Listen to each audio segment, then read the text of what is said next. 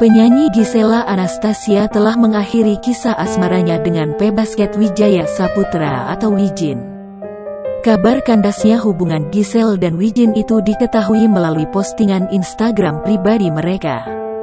Ketika ditemui, Giselle akhirnya buka suara terkait alasannya membagikan postingan tersebut.